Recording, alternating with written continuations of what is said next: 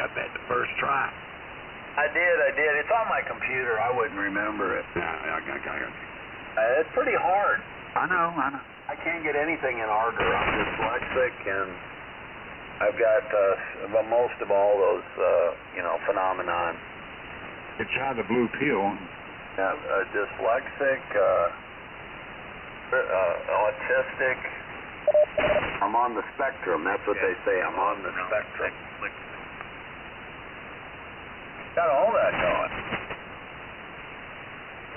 That's how you maximize benefits. Retardation. See, Google's going to fire some more people. Did you see that? Yeah, they're going to fire a bunch more people. Yeah, Google. All right.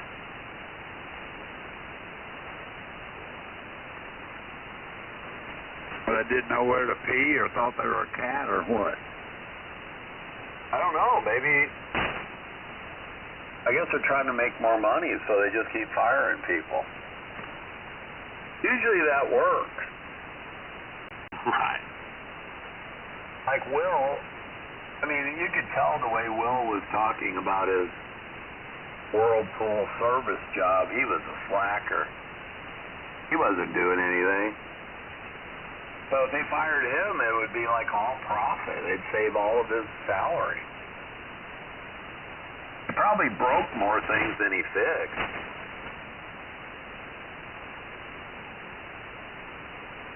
You see that signal on the scope? No, I don't have the scope. Good Lord, something just up the band a little bit. That thing was like a tower. Oh. Whoa. Is that you, Will? Over?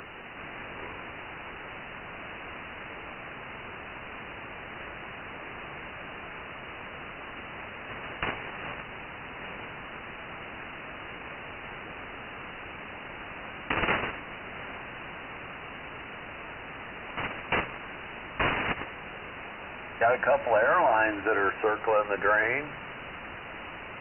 Spirit Airlines and JetBlue. What happened? Well, they were going to do a merger, and then the government blocked them. And, they're looking really bad. There's something else I heard today about a merger. It was like a grocery store in the West Coast or something, like Kroger and Albertson or something like that. They were trying to block it.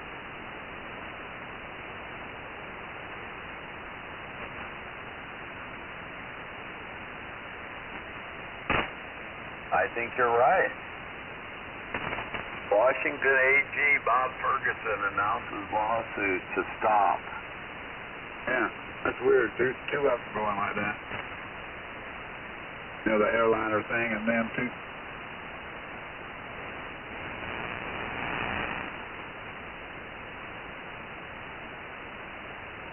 Yeah, that's usually really bad in the airline business when they start going under. They do anything to get any money in, and they destroy the ticket pricing. Yeah, and then doors start coming off. Yeah. And you destroy pricing across the whole industry, and then everybody starts to go down. There's a rule. They say that you're only as smart as your dumbest competitor. You're only as smart as your dumbest competitor. So when your competitor is circling the drain, he'll sell a seat for $20 just to get $20 in, and he destroys the whole industry. So yeah, that's not good. That's a really bad sign.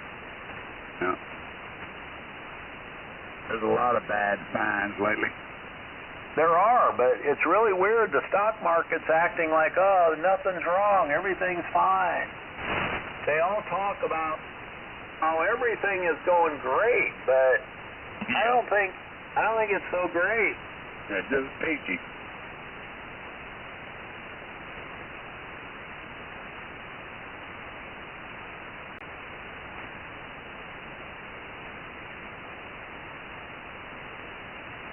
What's the temperature up there where you're at?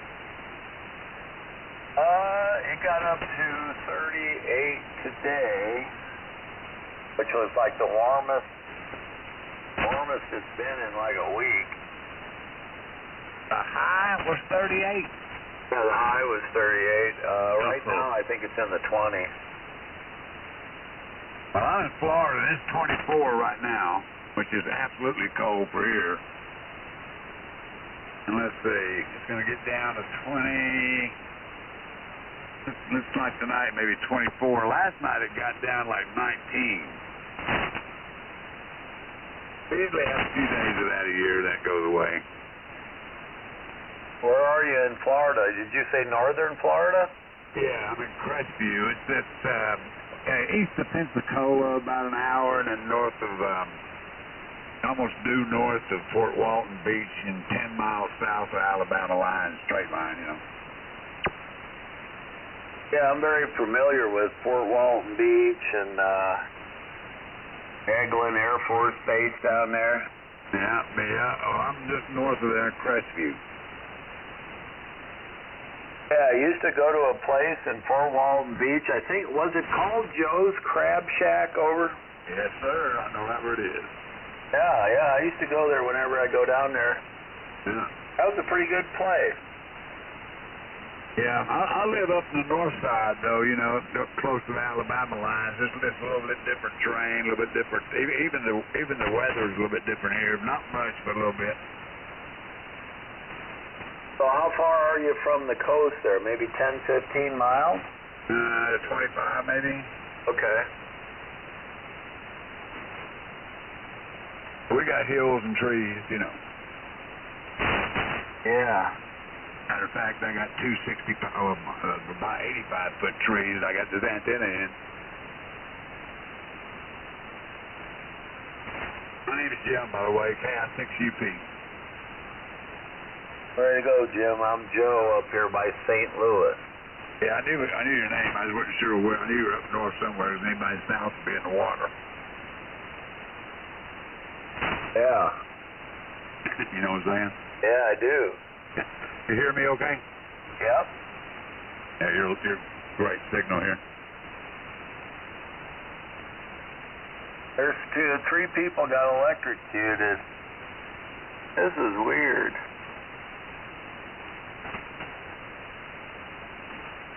It's like a car must have got hit with a power line and killed 3 people in the car. Whoa. Where was this? That's never good, is it? Oh, it was in Oregon. 2 adults and a teenager have been killed after being electrocuted by a downed power line during winter storms in Oregon. Yeah. Oh, the car was electrified and they got killed when they touched their feet to the ground trying to get out of the car. You never know when the big one's coming. The only thing you do know is that it is coming. Yeah, that's why if you got a wire on the car, you don't get out of the car. Right. Yeah, just let that rubber tire do its job.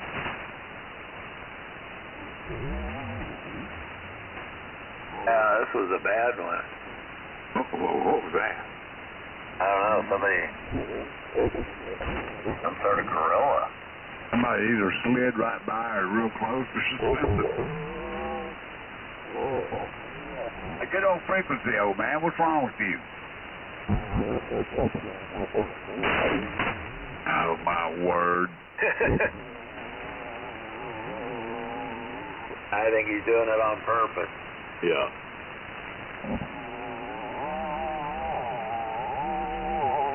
What? Well, you know.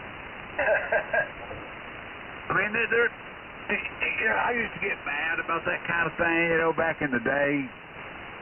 But anymore I just look at it like, there's a training curve, between CB and ham. Yeah, I'm thinking about going back to CB. I'm going to go back. Right, just turn around and start going backwards as fast as you can run. Yeah. Right. It's almost that way. I mean, I've been listening to the CB lately. Hey, we Yeah, can pump go it back up, to our pump it CD up. stuff. Miss And, KDK4583, the ripcord. Come on. K4FART. Yeah, I kind of like the CD. Okay, Bart, I like that. I like the way they talk. Oh, it's funny. Hey, I tell you what, man. When I was growing up, I had a blast on CB. I don't care what anybody says. It was fun. And then when we got 40 channels, it was like, well, no kidding. Wow. And sideband? Some of those guys, I listen on an SDR. Some of those guys have unbelievable audio. They sound great. Right. I don't know what they're running. Yeah, just 10-meter transmitter. All it is 10-meter transmitter, you know. Is that what it is? Just a 10-meter and it'll do AM and sideband? Yeah. And 27 megahertz. Yeah. I like their lingo. Like a different language. It was fun, man. When we were kids, we had a blast doing that.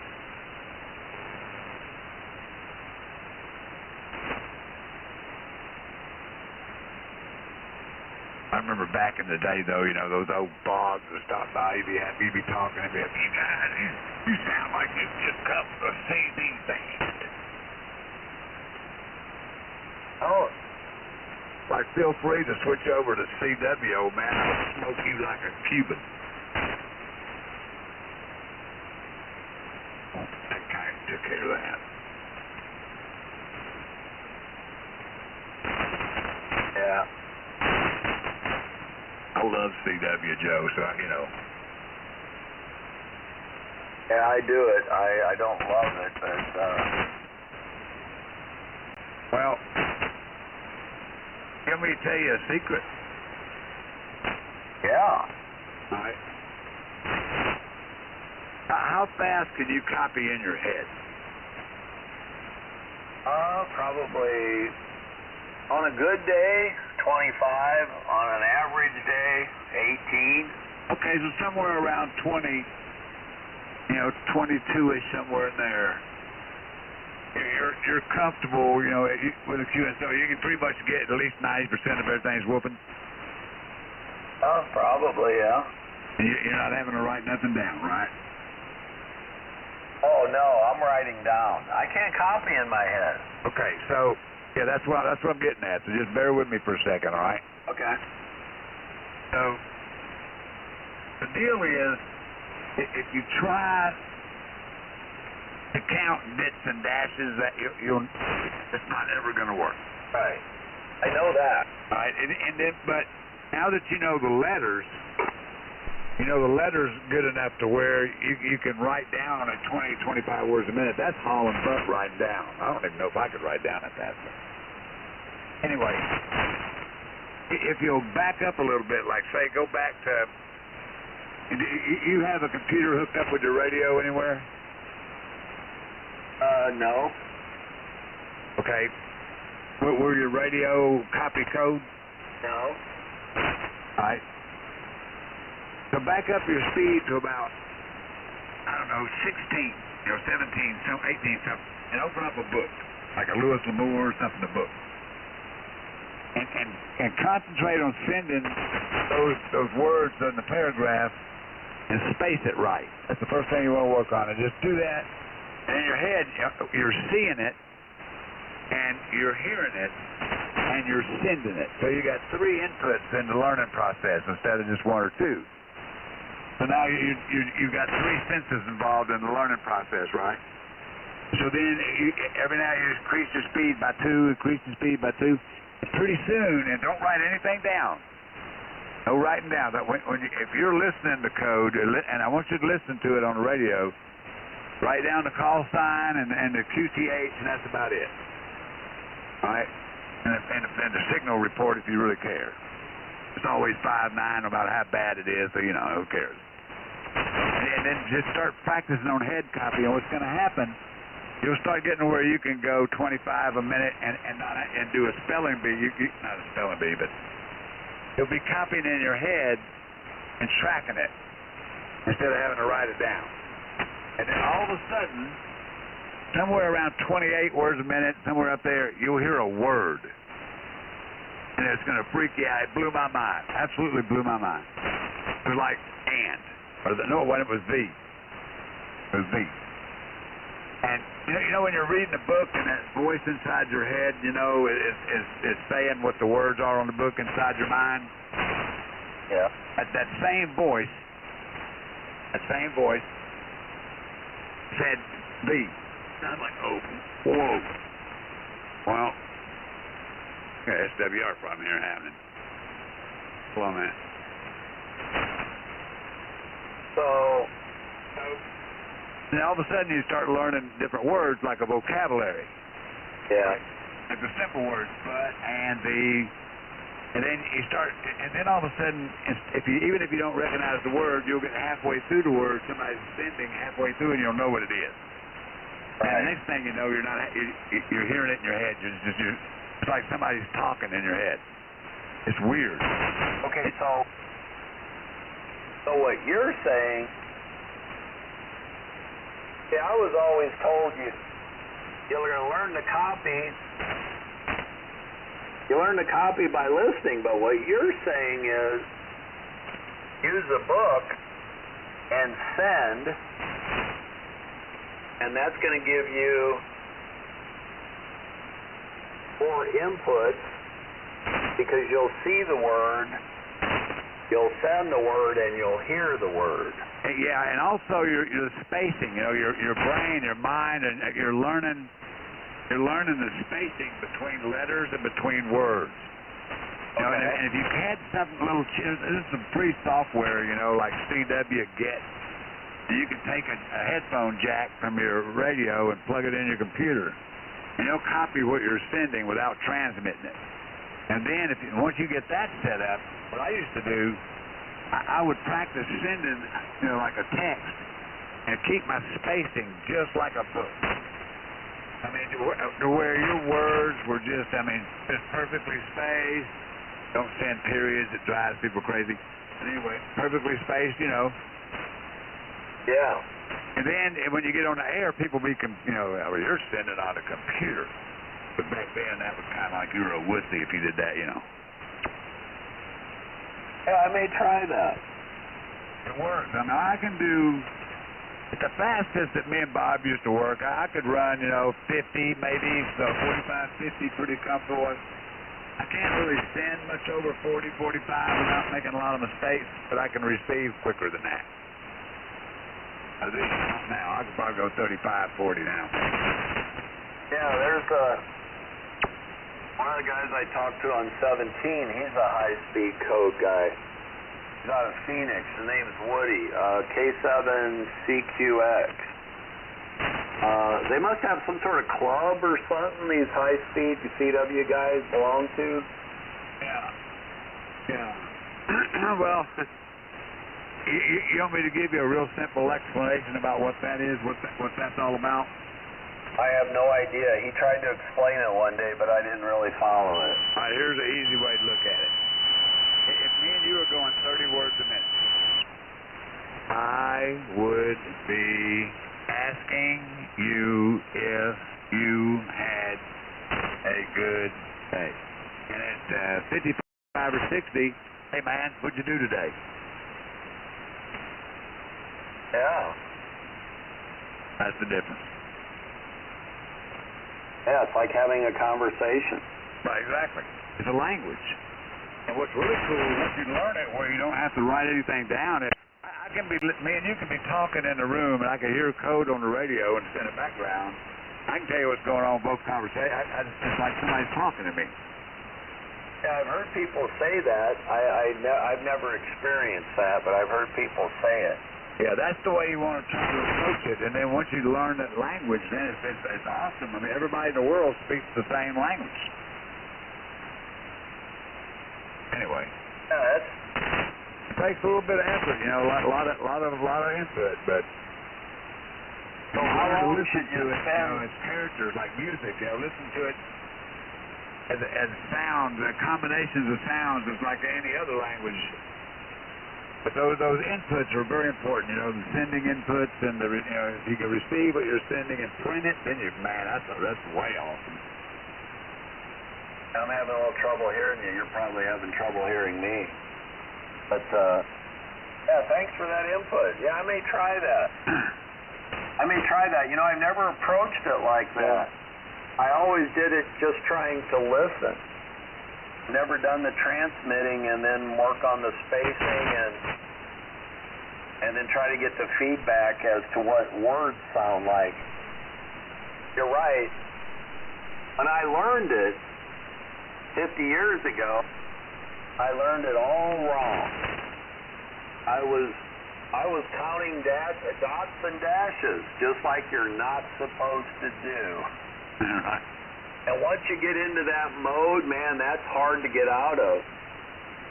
But yeah, I learned it wrong, absolutely incorrectly. Yeah, what I should have been doing is try to send the letters at about 20 words a minute, but to just increase the spacing. The way an R is did-it, and you don't, instead of it's a dit and a dot and a dit. Or, you know, you get a B, it's dot-did-a-dit. Now, how many dits was that? Was that 2 dits? Or, you know, you get into that mode, and you're screwed. So you'll never get past 8 words a minute counting dits and dashes, you know.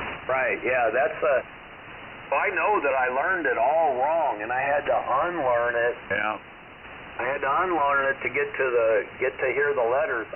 Yep. I guess I just never worked hard enough at it, I think, to where I could get to hearing words. I've heard people say, oh, you'll start hearing words, and I'm like, man, I don't know. That seems like a bridge too far right now, but maybe. Oh, it's true, Yeah. Well, the other thing, too, is if you're on the air, there's so much of it that's repeated, right?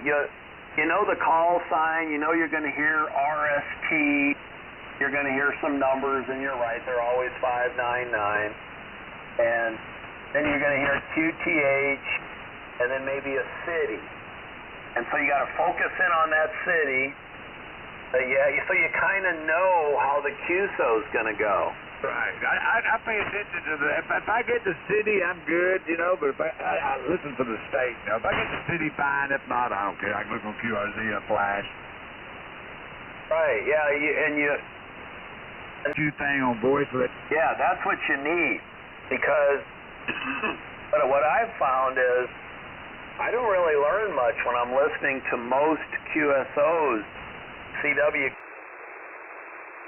format. Oh, yeah, there's a purpose to that. You know, those guys are just collecting contacts.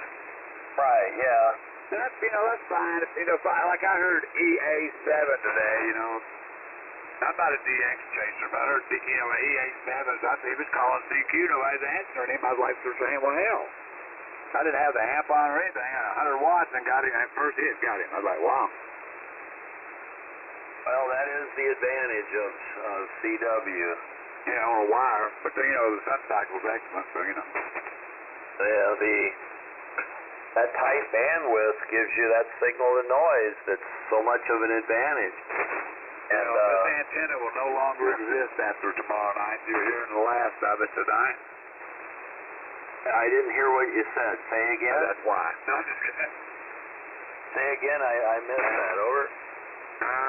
Well, my SWR is fluctuating a little bit because it's wet, cold, and freezing. And my amp does some weird things if that SWR creeps up on me. You're hearing me okay now, no? I'm hearing you, but you've got a weird sound in there with you. It's kind of a weird audio. Over. Give me more audio. Give me a little more audio. Let me plug my headphones in. Hold on.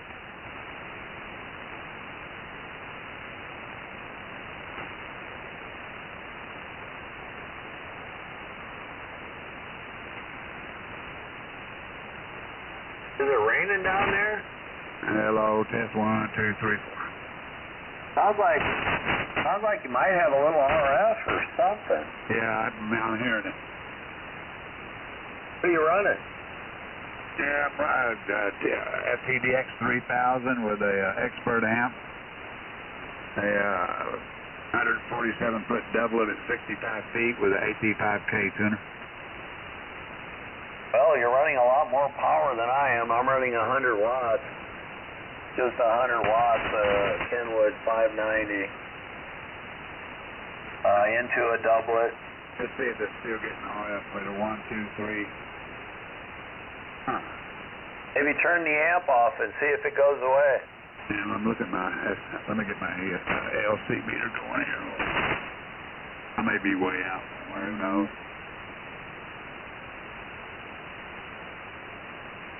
Sitting there being mesmerized by the scope. I hardly ever play with it, so, you know. Let's see. Hello. Yeah, I'm outside the zone a little bit. Hold on. Hello, check 1, 2, check. Is that better or worse? 1, 2, 3. That's better. All right, 1, 2, 3, 4. 1, 2, 3, 4. Is that better or worse? That's better, but it's not better than just a second ago. It's better than you were. Or were you overdriving, maybe? I was out. There it goes again. I was jumping outside the AOC zone a little bit, maybe about 5 dB, but now it's on peaks. It's still within the bar, you know. So. Sounds funny to me. I'm not sure what's going on. I'm not either. I got headphones on. I'm hearing it too, so I don't know. That's weird. Very, very weird. Is the tuner... What are you using for a tuner? Alstar AT5K. Oh, that should be fine. Right. I'm using an old Tentec 238 ladder line into very similar antenna, but it's 75 feet. Yeah, I'm running 450. I don't know how many feet I've run. I think about 130-something feet of ladder line, and the antenna's 147 feet long, 65 feet up. Yeah, it just sounds a little weird on the audio. Yeah, I'm not real sure. I'm hearing it too. I don't know what's weird about it though. I don't know what to fix. The ALC looks good, but you're right. It does sound kind of like. Hold on a minute. Let me turn the amp off. All right, 100 watts. 1, 2. Still here. You still here? And I'm having trouble hearing you. Hello, 100 watts. 1, 2, 3. Sounds better.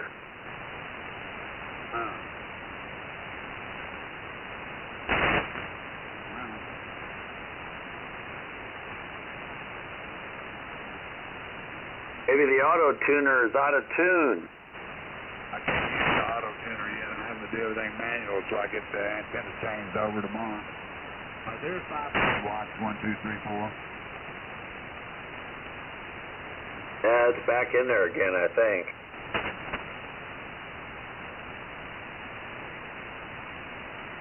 I'm only running 100 watts. I'm surprised you're hearing me. My noise level about S nothing. I mean, you know, if you could be 3 over, it'd be plenty. What did you say your noise level was? Let me look at it. That's probably S1 or something. Yeah, S1.5. Yeah, I've got like S5. Every now and then I'll get that, but it's rare. Here, which is the only place I've ever lived in 40-something years of radio that was like this. And this is just a blessing. It is quiet, quiet, quiet. All underground utilities out in, you know, VFE. Outstanding. Yeah, you're just barely above the noise. All right, hold on.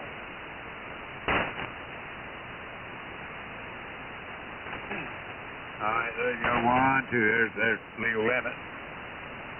Oh yeah, you're a lot stronger.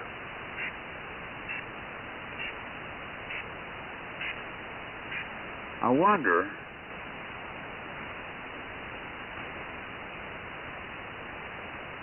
Hello. Sounds better. The processor's on, but I turned the meter over to compression. It's not showing none at all. I think it sounds better.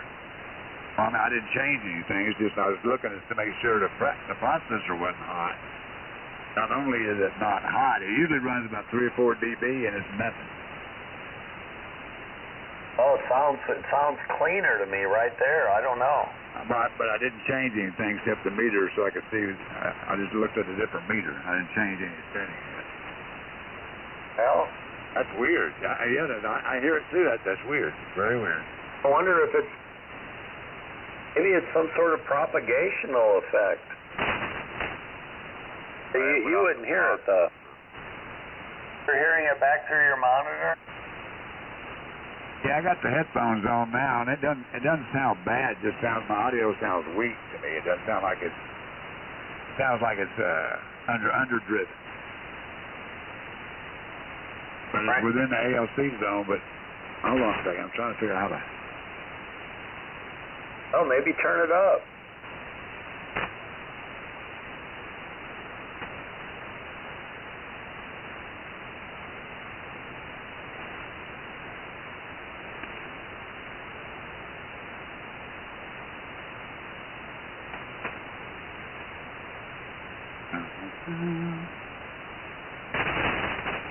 All right. Hello, radio. Check 1, 2. Sounds okay.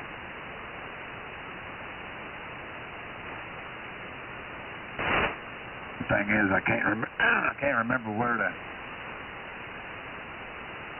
I know when I first set the EQ and everything, it took a while, and for some reason the processor was always at under 5 dB, which doesn't make it very hot at all, but it adds a little bit more fullness if you do it right. And for some reason, it's not showing any at all. I don't remember how to make it have any. I don't remember how to do it. To look at the book.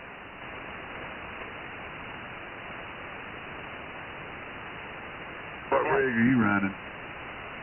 What's that? What radio are you running? Kenwood 590.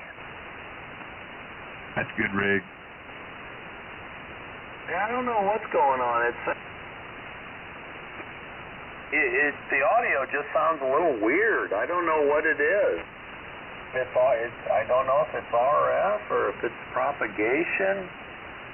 Anybody else hear me? Give me an audio check. I guess we bored them.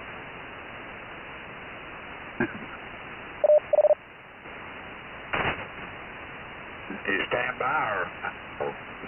Okay.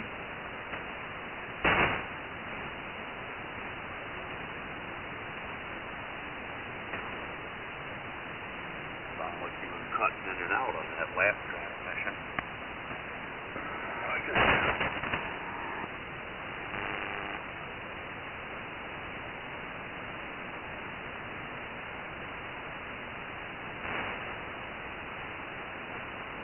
Was I supposed to do something?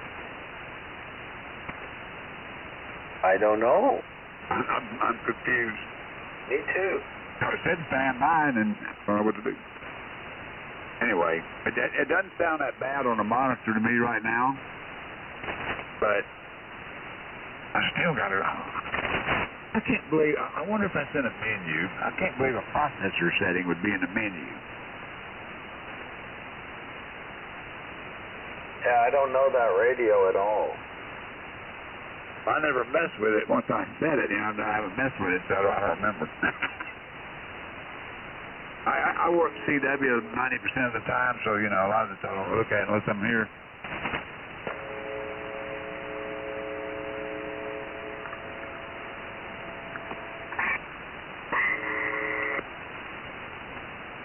I don't know what that is. It sounds like it needs grounded.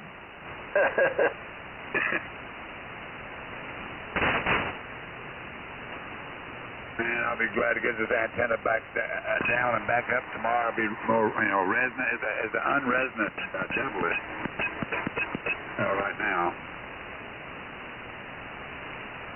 And so the built-in tuner and the amp can't handle it. You say that again? What are you doing?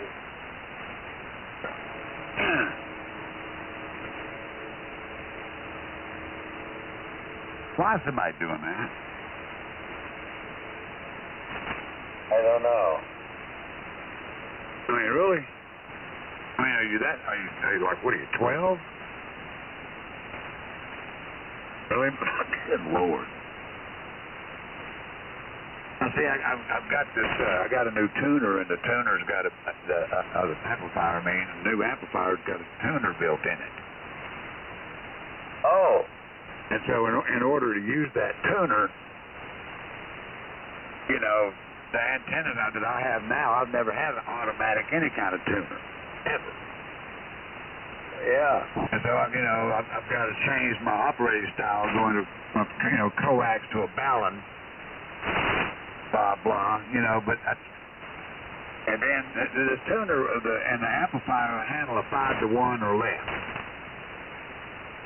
And so, but my dipole, or, my doublet that's up there now is called a non-resonant doublet, 147 feet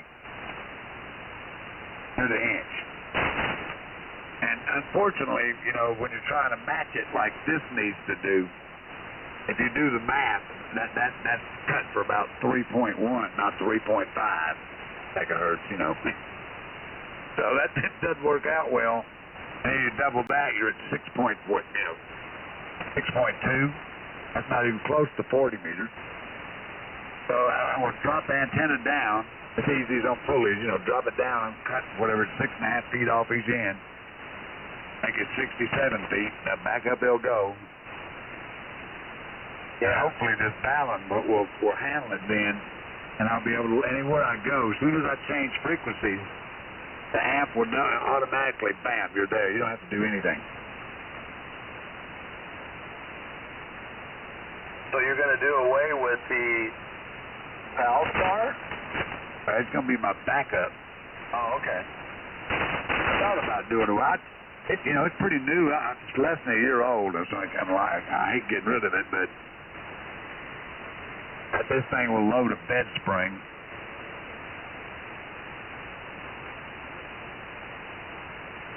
Yeah, mine's about, I don't know if you can hear me over that.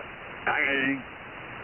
My doublet's about 130, 135 feet, and I use it for 80, 40, 20, 17, 12, 10. Will it load 30? I don't know. I haven't tried 30. That's a good question. So here's my thought. If this works, the way my property's set up, I've got the room to do it, and a tree that's just about perfectly spaced to do it. I can get up a horizontal delta loop, 288 feet, flat top at 65 feet, I think, or close to it. So I got the wire in the truck today. And I got a list of all the little tree guys who are going to give me a bid. Get up in that tree, put a screw in the tree, and here's the pulley, and what do you think about that? Be 96 feet on each leg. Okay, so that's going to be for 160? No, full wave, 80-meter loop. Yeah, that's right. 1005 for, remember, 1005 for loop. Yeah, that's right. I had a loop. I had an 80-meter loop. I ran for 2 or 3 years. Works very well locally. I mean, on 80 meters here, within 300 to 400 miles, I would get 60 over signals. 60 over. I've never seen signals that were that strong.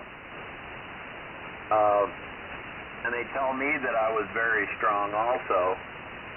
However, out about 600-800 miles, I was much weaker. I went to this doublet, and I could work, if it's really quiet, I could work coast to coast on 80 meters. Just like last week, there was a guy in Seattle. He was hearing me fine, and a guy guys on the East Coast are hearing me fine. Right, yeah. So, for me, the way I operate, the doublet is better, but I've never seen any signals ever stronger than with that loop. With the loop, there was a guy in Ohio that was also running a loop, and we were both running about a kilowatt, and we were each giving each other about 60 over. That's the strongest signals I've ever seen on this radio was with that loop. So yeah, close in, it's a cloud burner close in, but further out it kind of falls off. So it kind of depends on how you want to operate on it. Right. Wow. What is that?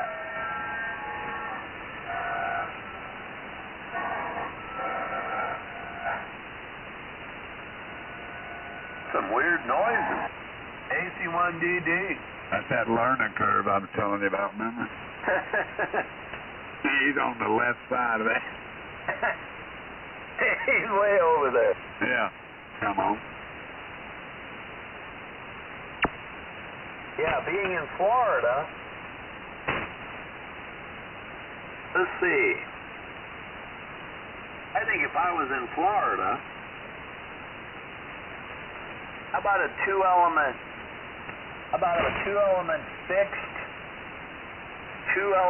fixed beam pointed north? You think you could do that? What the? I could come close to that, but I don't really want a northern directional antenna with no other solution. Yeah. I think what dude, what is wrong with this dude, man? Yeah, I'm having trouble hearing you. He's a freaking Democrat.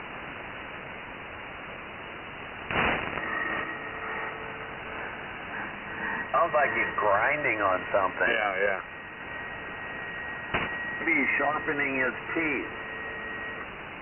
Probably got purple hair and his pronouns are dumb shit.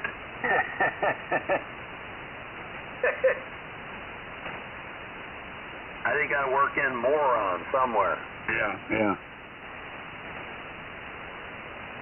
Yeah, I guess it kind of depends on what you're trying to do. I'm just playing, but the thing is, I wanted to ask you about your loop. How high was it and what configuration? It was a rectangle, and it was about 45 to 50 feet. It wasn't that high. That's not bad, though. No, it wasn't bad.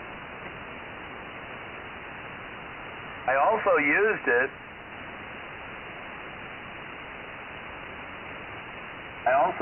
On the other frequencies, of course.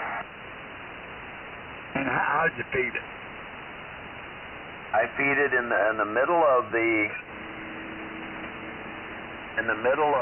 eastern border with ladder line.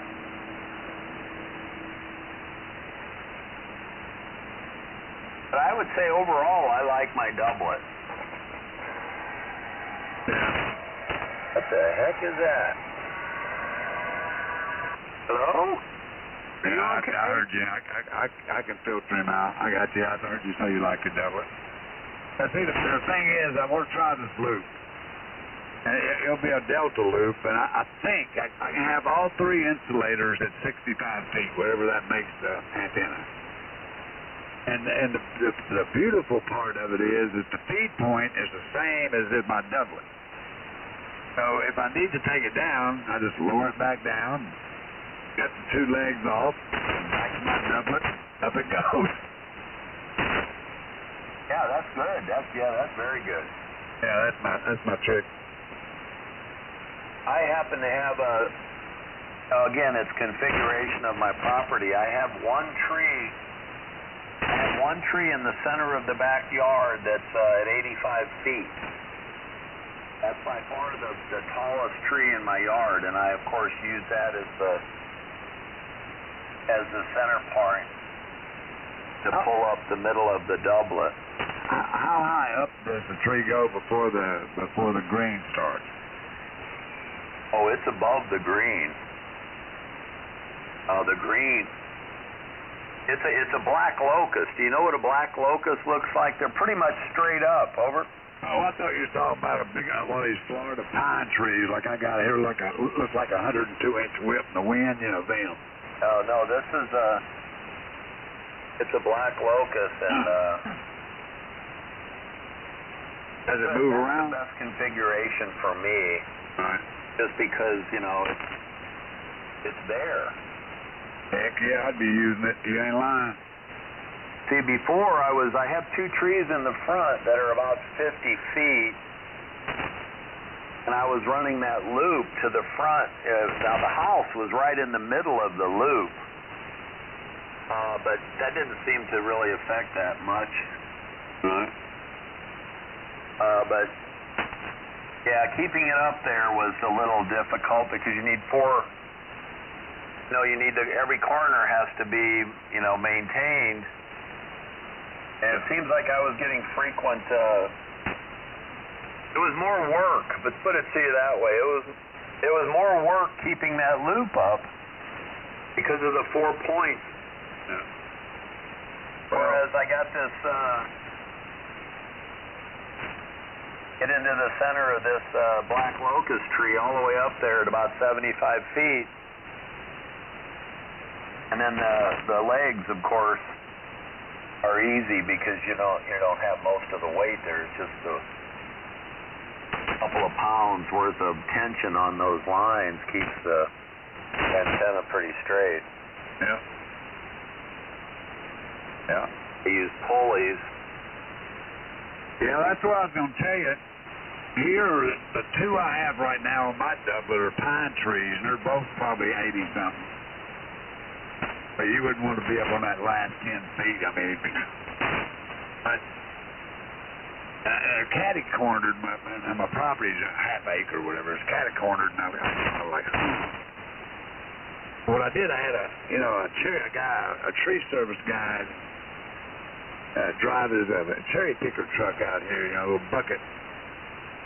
And they went up 65 feet, put a big old eye screw into the tree.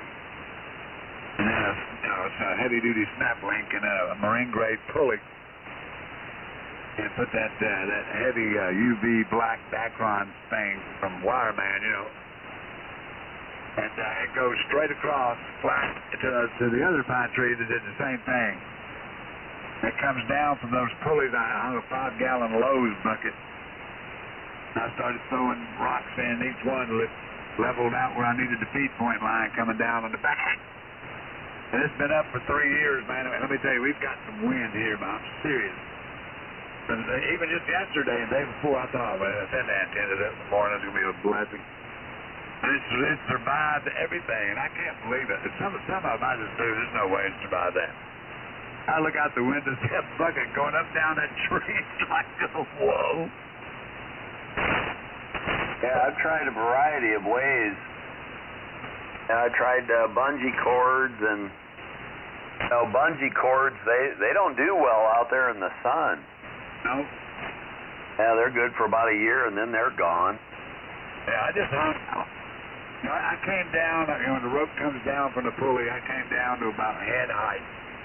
I tied a butterfly knot, and I put a snap link in there and hooked that Lowe's bucket up to it.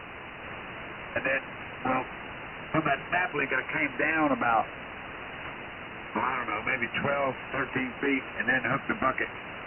So it's got some slack. The bucket can go pretty far up the tree before and when it gets too high, I've got another eye screw down low, and it's tied off to that as an emergency, so it won't let it go. It's never got anywhere near that high. In case something breaks, $100 they charged me to do that. I was like, come on. Yeah, that was well worth it. Yeah, no kidding. Well, 3 days after I initially put it up, it broke. I had too much weight on the bucket. Learned the hard way, and another $100. Yeah. But you know, it had broke since then. About 3 years now. Yeah, I use that Dacron. That stuff seems to last pretty well. Yep. That black locust is pretty rough stuff, and it goes over the top of that, so it'll wear out eventually. Because just the wind moving it back and forth will eventually thaw it. But it takes it'll probably take it 3 or 4 years. Did you climb it or shoot it over? Oh no, I can't climb that thing. Those things have thorns in them and all kinds of stuff, but what did I use? I used a compound bow. Yeah, there you go. Compound bow with an arrow, but I stuck the arrow in this big what was it? Some sort of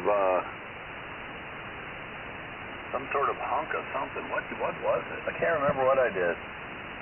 Anyway, I get it. I can launch it up there, and I just use a fishing pole to reel out the line and then get it over the top and then pull back. Yep. I used to try to use a fishing pole, but I could just never. With a fishing pole, I'd be lucky if I could get it up maybe 50 or 60 feet. But with this compound bow, I could get it up there to 70 now. 70, 75. Now, that's not the top of the tree. I kind of just got it up there, and I said, that's good enough, but maybe this spring I may try to get it over because the tree's at about 85 feet. It's way up there. But that really lightweight, like quarter-inch or even less nylon, or, it doesn't weigh anything. And if you know somebody up there that has a drone, they'll lift like a pound. You can just tie the little end of the line onto the drone and fly it right up over the top of the tree and land it on the other side. Yeah, I was actually thinking about buying a drone to do that. I would. That would. But it's cheap now, for real. And I've always wanted one. I bet it'd be fun. Yeah. Look at that. It'd be something to do. Yeah, the only thing I got problems on the ends because even at 75 feet, you got to have I got to keep the lines on my property. I can't get into other people's property, and I can't remember how wide the property is. Probably 90 feet. Would that be right? 90 by. It's a quarter acre. What would that be? 90 by 130, maybe? Yeah, I don't know. Yeah, something like that. But you see, I run out of room. Right. So if I put it up another 10 or 15 feet, it's just going to make the angle steeper. Because I really can't go out. You ran coax from the shack out to your loop, and is that how you fed it? What did you feed it with? I'm sorry. I fed it with ladder line. All the way from the tuner to the antenna? Well, that was a work in progress. At first I just had the coax to get out of the house, and I went from the coax to the ladder line.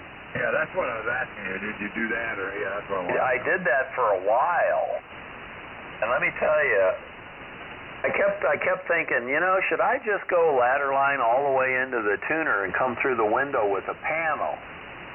And I said, yeah, I should do that. And then I said, no, I shouldn't do that.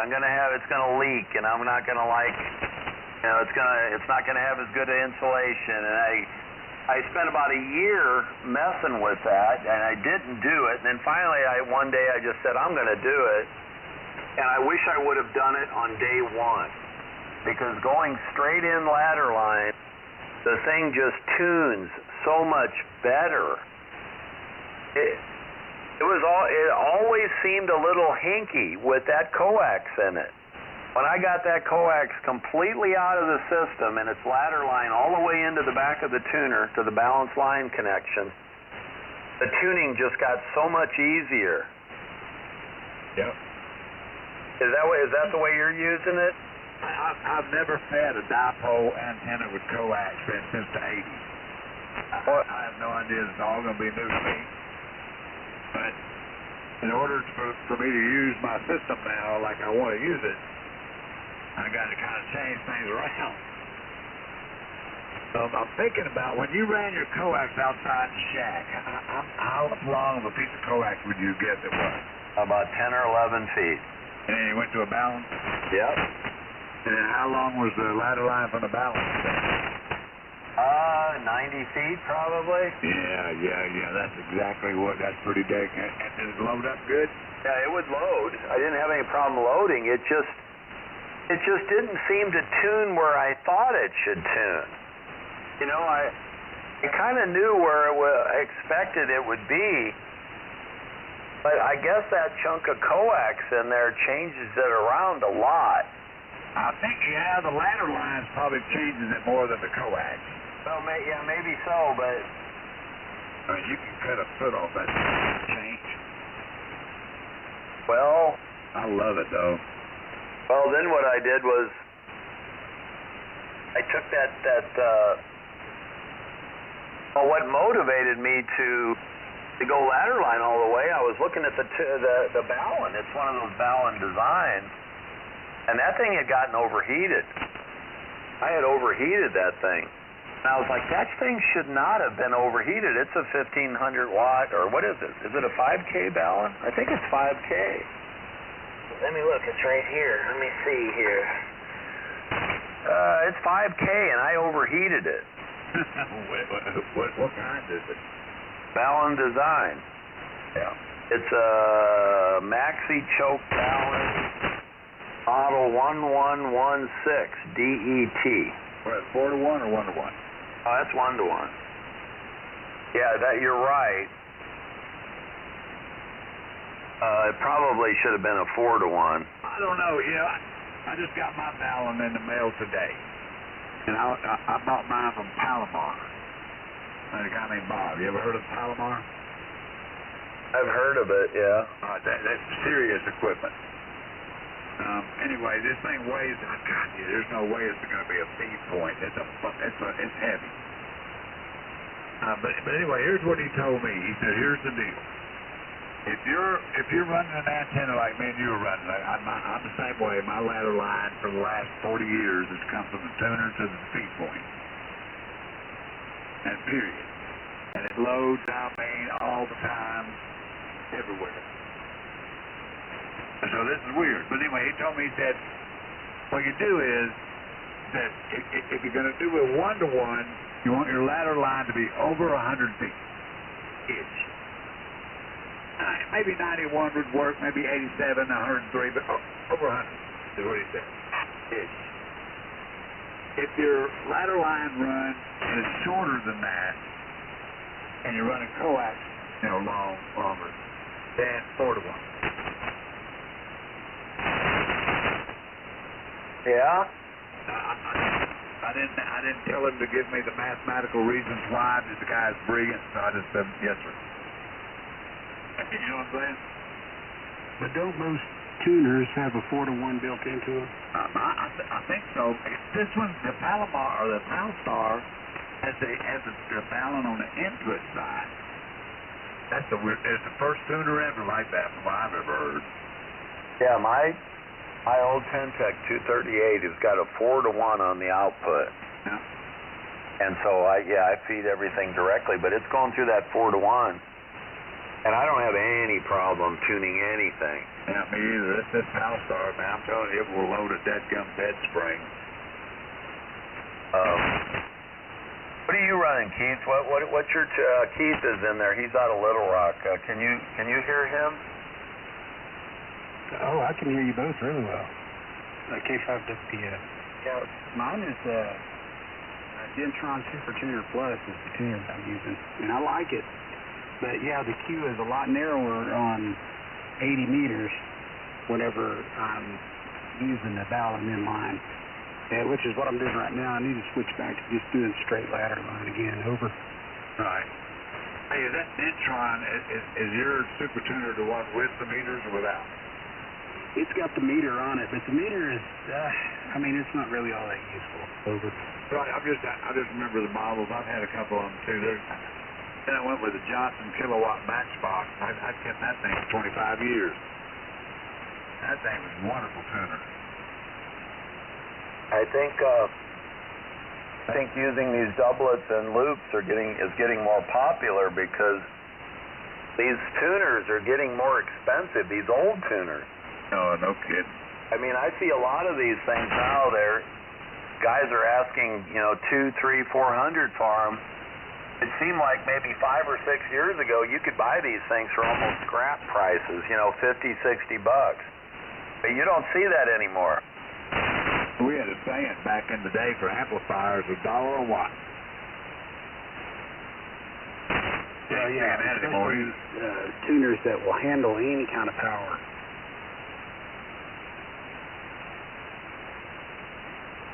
I knew this thing was a bad boy, and I brought it out of the box and looked at it. It's got a fan built in it. I was like, oh, yeah. Well, I guess our new tuners, we're talking what? MFJ and Palstar, right? That's pretty much it. This thing's a serious tank. I ordered the 4K, and they sent me the 5K. I called them up and said, hey, did you mean to do this? And they're like, what? I told them, I said, keep it. Right? Was that recent? Because they were having problems getting parts, I think, during the pandemic. I don't know about that. Probably a year ago, maybe, about it or less. No? And here in the next day or so, I'll probably be taking it out of the line. I'm going to feel like I'm losing a child. So what did this amplifier replace? Or have you had this amp for a while? About 3 days. Well, maybe a week now. Something. Did you replace something, or is this a new amp? This one's brand new. I had an Alpha 78. It's back on the bench over there. And I took it off, and I got an Expert. Solid state. Is there anything wrong with the 78? Yeah, it needs to go see Mr. Dick Bird. It's got a capacitor underneath the power supply that it went out, so when you turn it on, it's supposed to warm up for, I don't know, a minute, 3 minutes, whatever it is, and the meters turn green, you can go. Well, the meters never turn green. I'm going up to a friend's wedding up there in north of Georgia, and a couple months I'll run it up there and drop it off, pick it up on the way back. I've been at his house before. He's a great guy, man. Dick Bird, you know what I'm talking about? I've heard the name 1,000 times, but I don't know him. Yeah, he is the alpha guru. But this Expert, it's awesome. I've never seen anything like this. I mean, once you match it with your rig, and you got the tuner set, do a 5-to-1 or less. Unfortunately, my random white tablet. Anyway, he'll be fixed tomorrow, and you just change bands, and it automatically tracks and it loads so fast. It's hands-free. Unbelievable. It's not big at all. Same height as the Asus. Actually, it looks like it's part of it.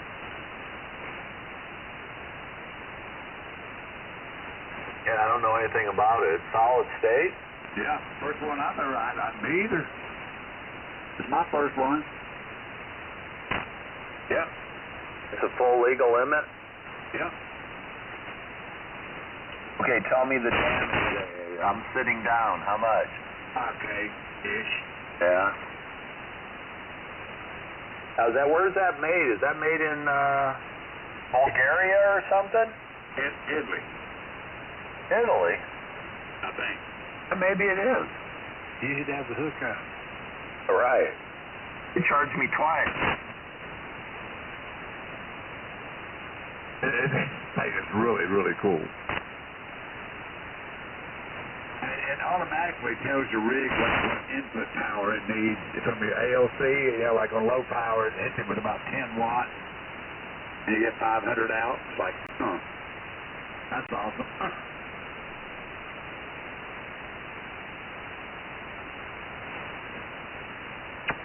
I like turning the knobs.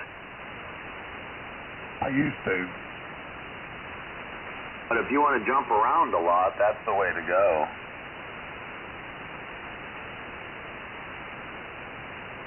Only problem with jumping around a lot is every once in a while, not very often, but you forget. Yeah. And you got the tuner set on the wrong band, or the amp set on the wrong band, and you're like, what's going on? Yeah, we've all been there, done that. Got the T-shirt too.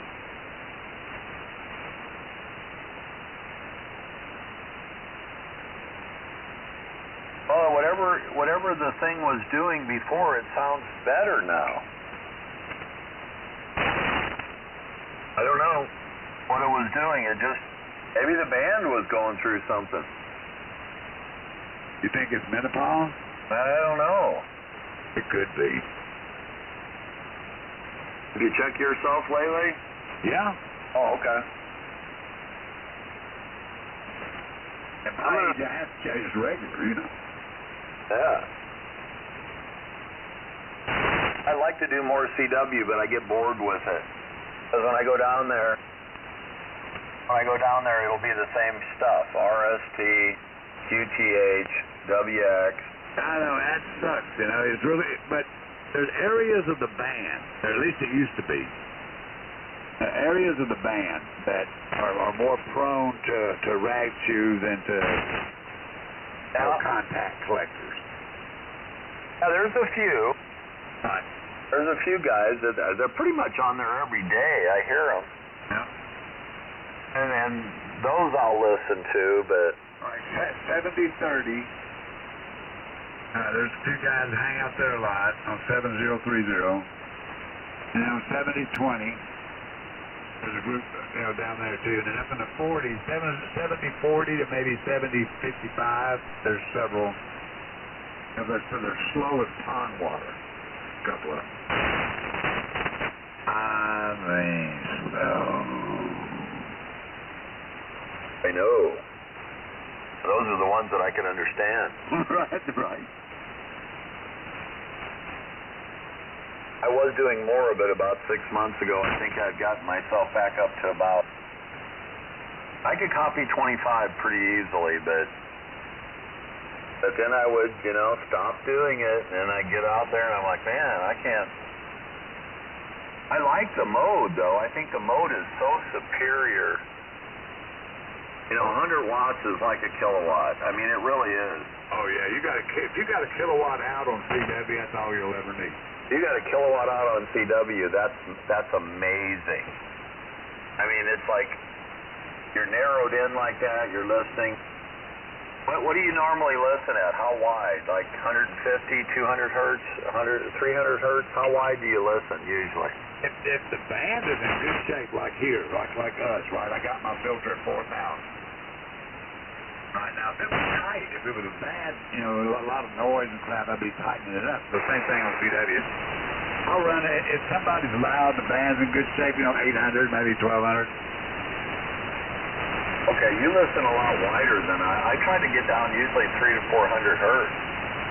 You're talking about bandwidth, right? Yeah, bandwidth, yeah. Yeah, if I'm having trouble hearing somebody, I'm thinking I can take it down to 50,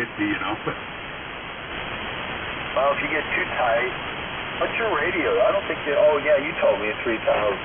Yeah, that's the best CW receiver I've ever had. Once I learned how to use it. Hey, let me ask you something, man. Do you have roofing filters on your rig? Yeah, there's roofing filters in the 590. Yeah, I got them too. What the hell are they for? Well, that's what keeps all those close-in signals down. Okay. Okay, I'll give you the history. I used a 7300 for about 3 or 4 years. Yeah. And I always noticed, mostly on this band, on 75, that the damn thing just seemed really noisy to me. And what I played around a lot with setting the bandwidth or the receive bandwidth and the shape of the filters, and I just couldn't, it never really got to where I remembered where my 520 Sierra, the old 520 Kenwood, would be as far as how quiet. Now, there's lots of things going on 75, right? You got, in the summertime, you got all that static. So you got to kind of try to compare similar times of the year, because in the summer, it's so damn noisy on 75. But anyway, I was doing more reading on that, and I ran across something where they were talking about in Europe, the 7300 isn't very popular in Europe because they've got so many shortwave broadcast stations there, and they're close, that they want more rejection in band. And so I started looking at the specifications and how the topography of the 7300 is set up. And, the way they more or less, the way they do it is they just have a bandpass filter for every band.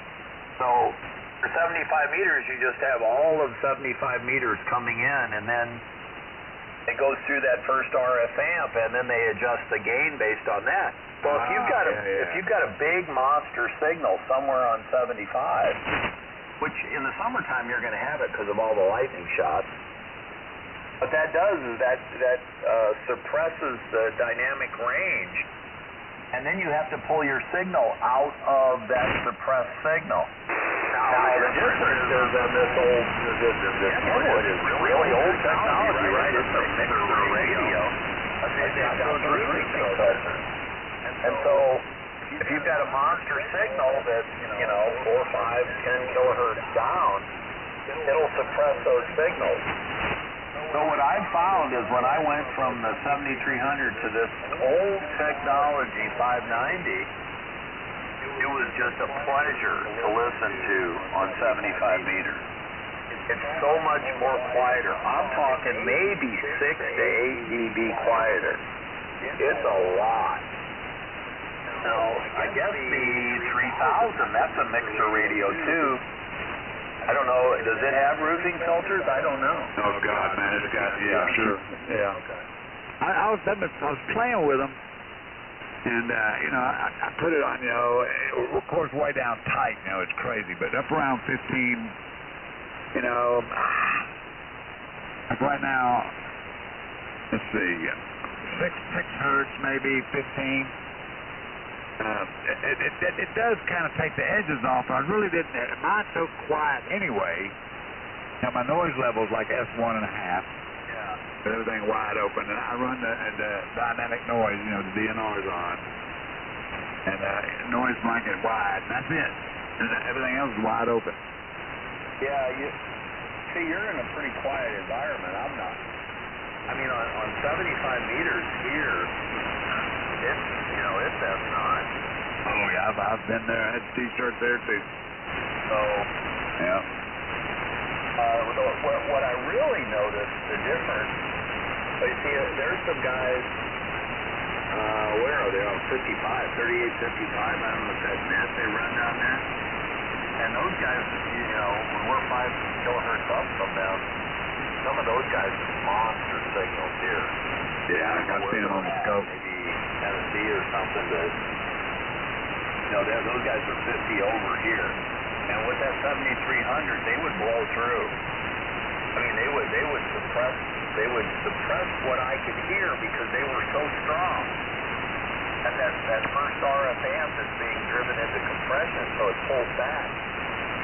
And on this radio, that does not happen. So, it's a mixed bag. It's like, I really wish I had the. I've given up the screen because I don't have a screen. I can't see anything anymore. I like that feature. I like the sound card. that was in the 7300 because that gives you the ability to do all those digital modes really easily.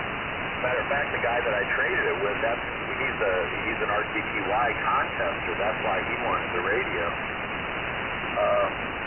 So I guess, again, it's kind of your use case, what you're using it for. And for me, this is actually a better transceiver than the 7300 for this specific case. If you don't run 75 that much, I think the 7300 is the way to go. But for me, this worked out the best. I would really like to have the 990 just to see what that's like, because there's a lot more filtering on that. I thought about buying it, but that's a lot of money for a radio. Yeah, right, but you live once, brother. Might as well have nice toys if you want nice toys. Well, I figured this thing, I thought, they came out with the 890. I like Kenwood. I've always liked Kenwood. I had Drake's when I first started 50 years ago. I started out with Drake. Right, yeah. And Drake's for a long time, then went to Kenwood because at the time I bought the Drake, I remember looking at the brochures and the 520 was just coming out. And I said, I wondered if I should have bought that. So years and years later, I bought the 520. And even though that was really an ancient radio, I love that radio. I used one maybe 5 or 10 years ago for about 3 years. I liked it so much I bought a second one. And kind of got hooked on the Kenwood stuff, and then they came out with the 590S. They screwed up the ALC crap. You had to send them back to get the ALC fixed. That was then they came out with the 590SG. They put some fans in backwards. So Kenwood was having some problems with quality control. Then they came out with the 890, and they blew up some power supplies before they fixed that problem. So Kenwood's had some real missteps, and now they're down to 3 radios: the 590, the 890, and the 990. Pretty much it. Look at my QRZ page. Okay. And right past my elbow, tell me what you see. You'll go. Oh yeah. You're gonna have to tell me your call sign. Are you ready? Yeah. Kilowatt. Yeah. 6. UP. Okay, I gotta get my computer going here. I was wondering if that 180 was in there. I had a Kenwood 180 station in that picture, but behind me, kind of it goes out of the picture. But the whole station, the tuner, every piece of speaker, the entire 180, I restored. That thing was. Remember those, the Kenwood 180? Came out before the 520, I think. No, I think it was a TS 180. I don't know. That was pretty good radio, pretty good receiver. That Drake receiver's awesome.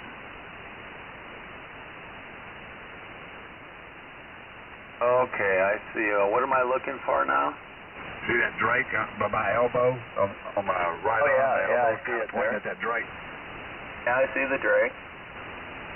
And check out what's right above it on that shelf.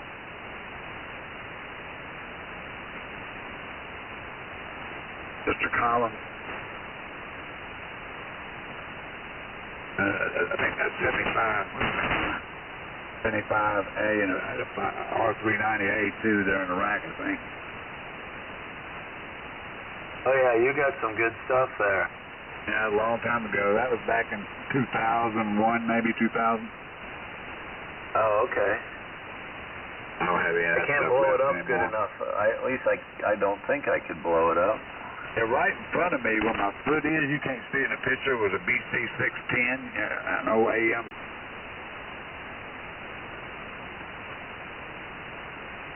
Yeah, I see the tuner. All right. Yeah, I can't see it too well. If I try to blow it up here, I might have to save that maybe. I don't know. Yeah.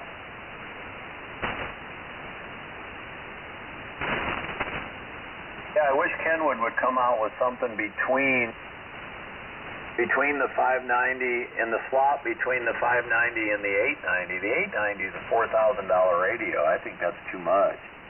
There needs to be something like in the 2K range, maybe 2500 range. That would be. And I'll be looking at Yaesu, dog. I'm telling you, I was a Kenwood man from the. Well, I'll tell you this. My novice rig was a 940. It just came out. So, you know, I Kenwood all the way through. I wouldn't be caught dead with a Yaesu back in the day. It'd be like driving a Kia. Nowadays, the guy taught me to get the 1200, and I got it, and I kept it about 3 weeks, and I bought the 3000. Because the receiver and the 3000 had some things I needed, and the scope slide. But man, the receiver on these things is unbelievable. Well, that may be true. I just got a bad taste in my mouth with Yaesu. It goes all the way back to the 80s.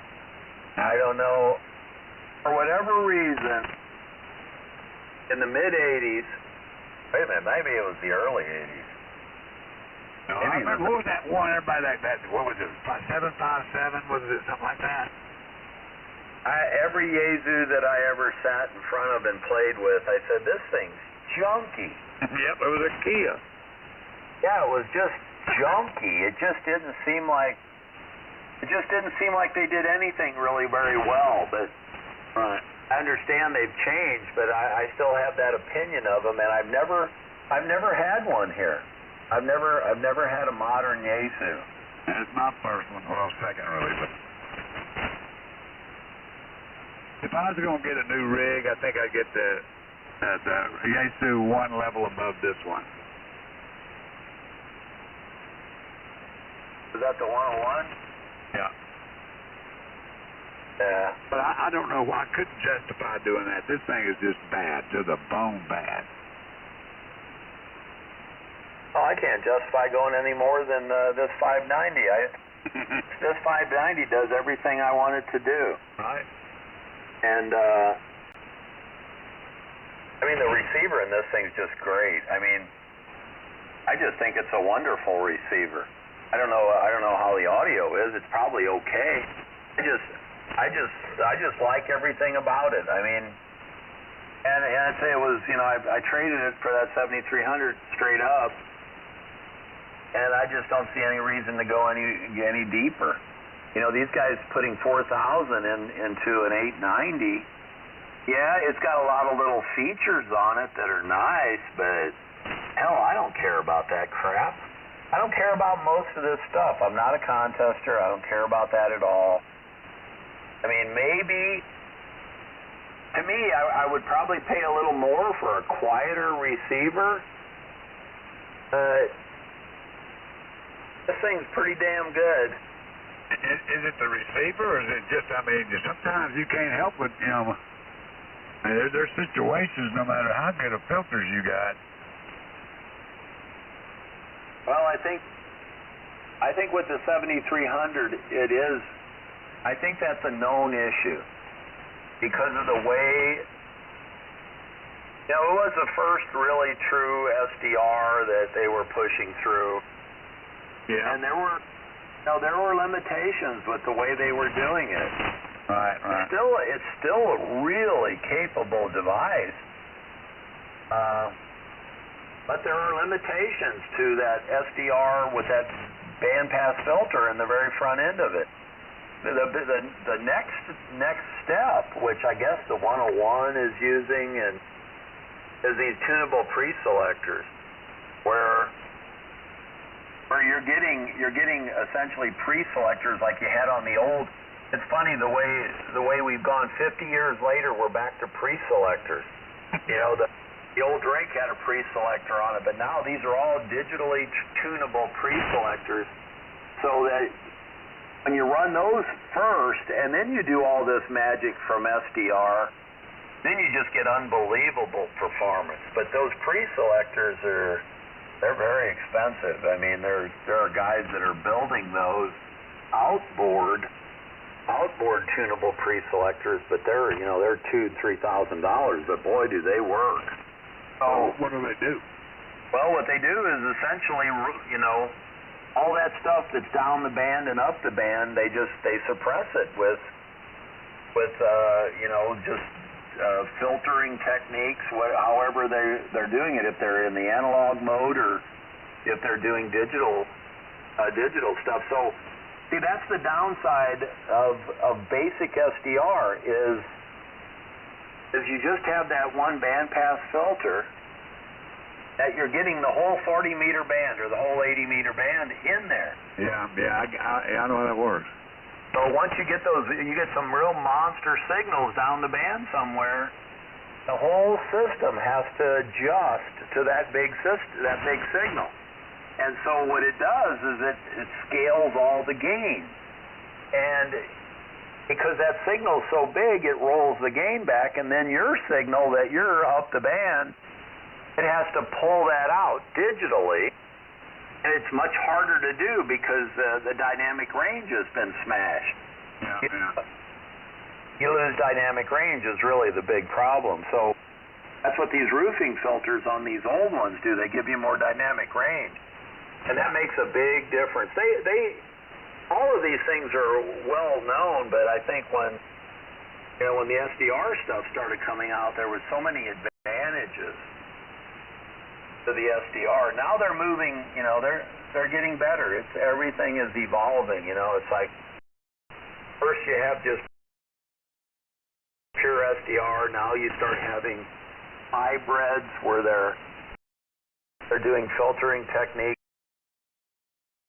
because of this problem that we're talking about. So, but that just it's almost like they make a big step and they make little big steps to continue to improve it.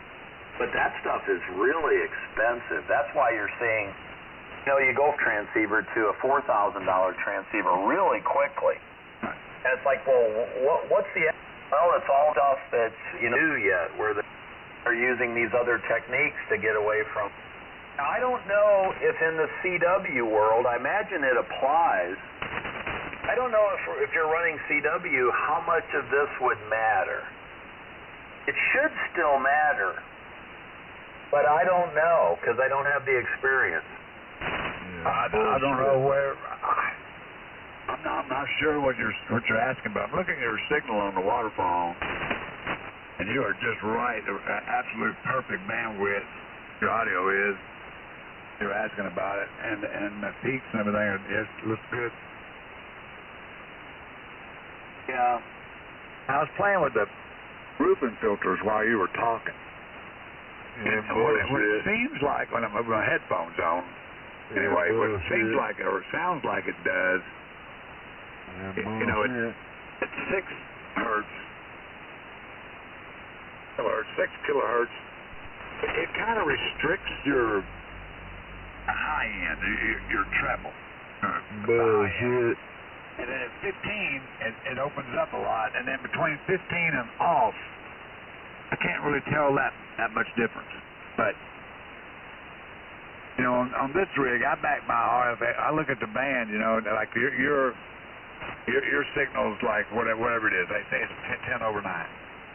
Well, I'll back my RF gain to where I watch my meter where it blocks it off up to about F9. That takes care of a lot of that junk noise, man, for real. Oh, yeah. On this band, I run attenuation all the time. I don't have the attenuator on. I keep it off. Well, on this radio, it's 12 dB. Yeah. With the attenuator off, you're like 25 over. With the attenuator on, you're still 10, 12 over. When no one's talking, what's the noise level? With the attenuator on... No, off. S7. S7? S7, yeah. All right, back your RF gain and look at your S meter until the RF gain's blocked up to about S9.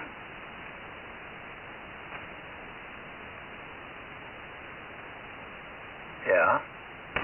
There you go. 1, 2, 3, 4, and then between me talking now, it should be a little bit quieter, yeah? Oh, yeah, it's a lot quieter. Yeah, then diddle with your filters, you know, like your dynamic filters and stuff. I've got it to where it's like full quadding in here with you talking. Oh yeah, you could do that.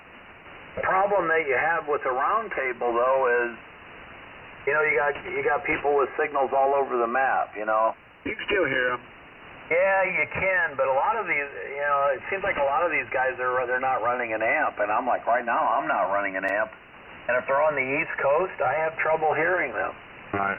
So, yeah, I could play with them. Yeah, that's a sort of like if you're working just one guy, you could kind of optimize things, but.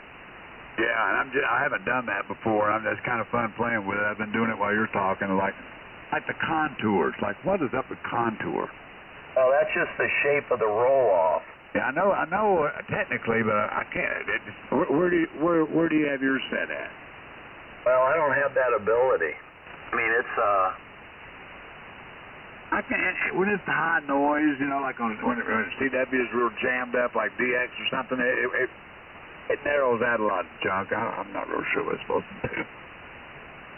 Well, usually it's like it's more of the shape of the skirts. You know, it's either a roll-off is either so many dB per hertz or something. Yeah. The problem that,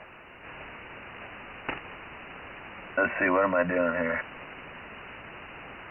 The problem that you run into when the skirts are too sharp, though, that creates weird effects too.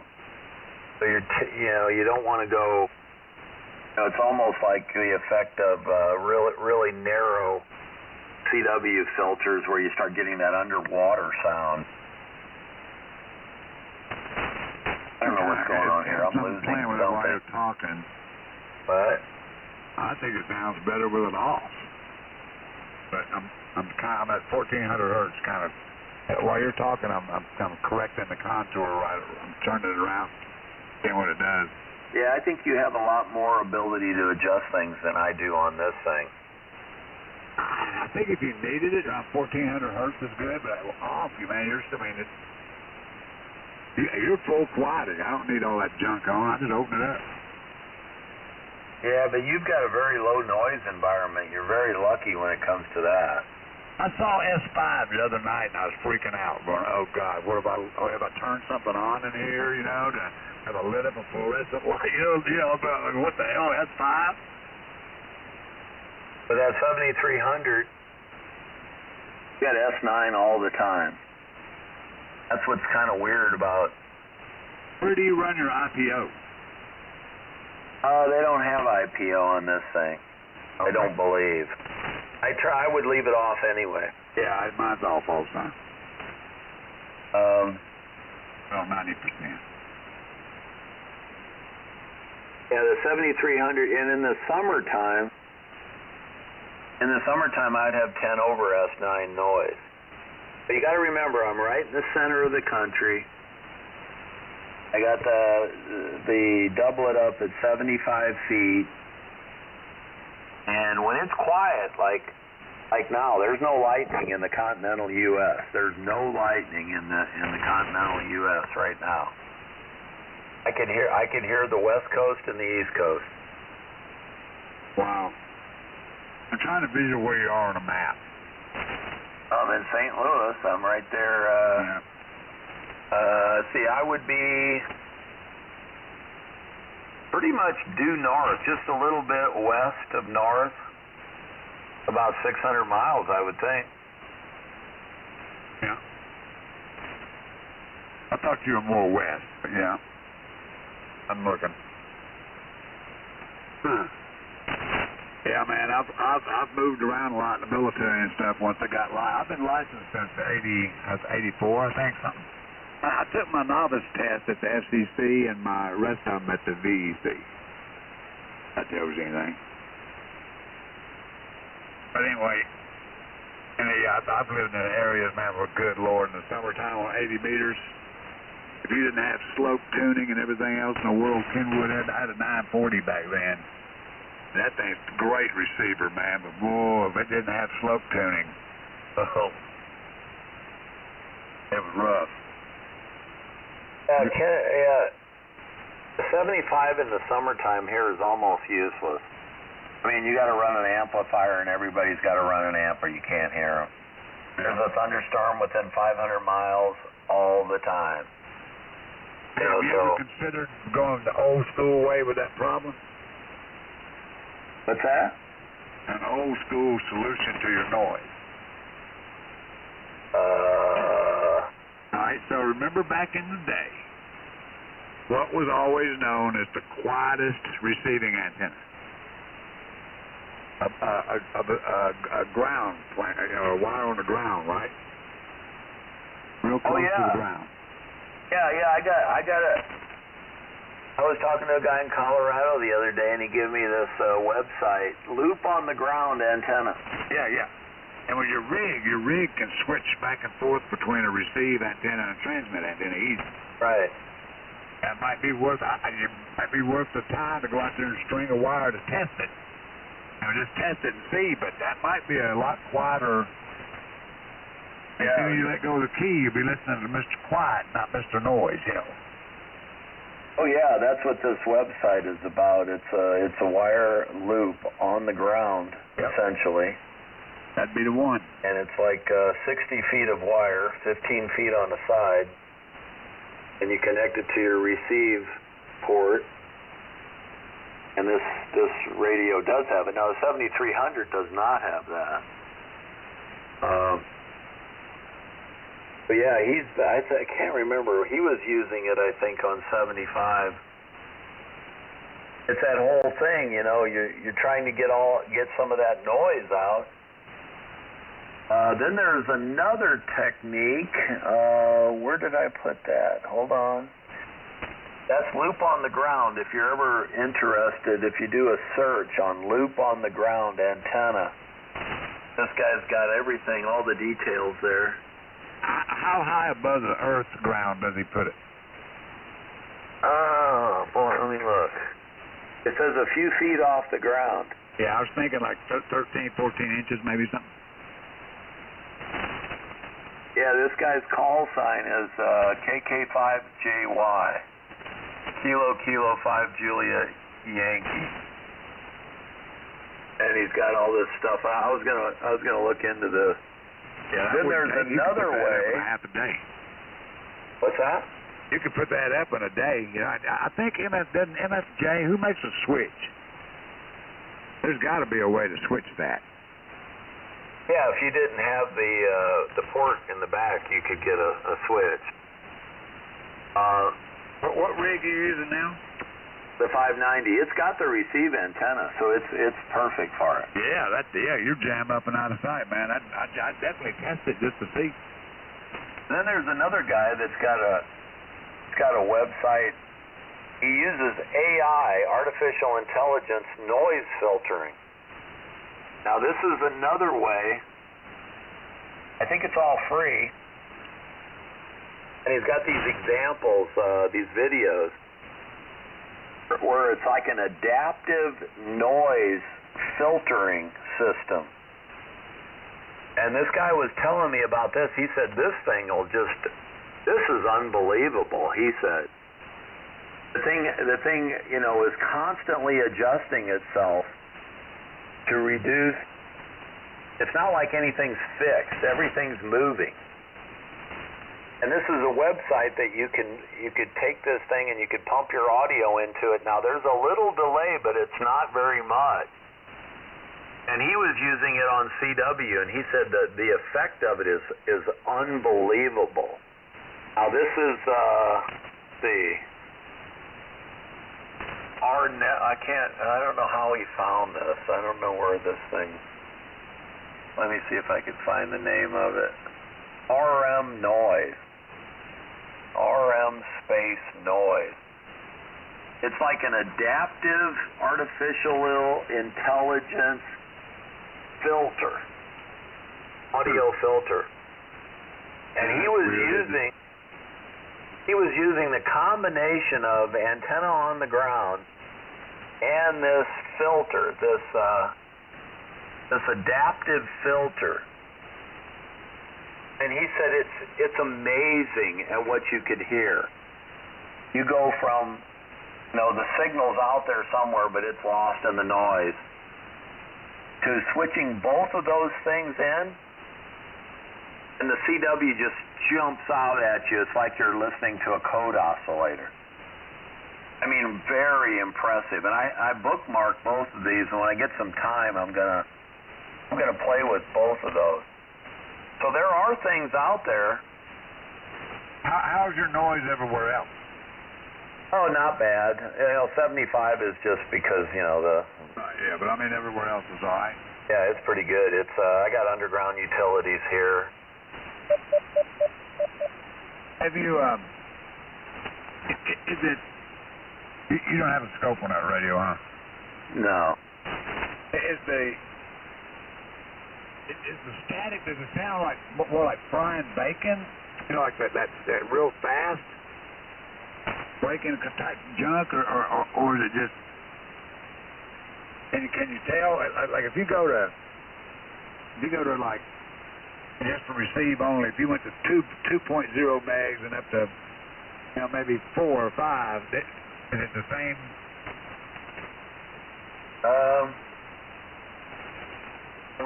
If you were listening receiving right here, and you start cranking your knob, counterclockwise, going down toward the like 35, 3.5, does it drop off, or does it peak different places, or steady?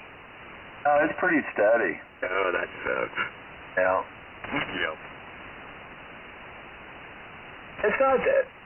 It's not terrible though. I mean, but I want to play with those two other techniques. He had spent quite a bit of time messing with it, and he said that and there's some YouTube videos somewhere where a guy is comparing one to the other, and it is quite amazing. I mean, you got to remember, they're using good transceivers already, and they're barely pulling out these signals. And they go to this artificial intelligence adaptive filtering thing, and the CW just jumps out because, it's like there are so many things going on that you can't really do it with a fixed system, a deterministic system. You have to have something that's adapting to all these different noise sources. And a lot of them. When you go to CW, I bet your noise level drops down, huh?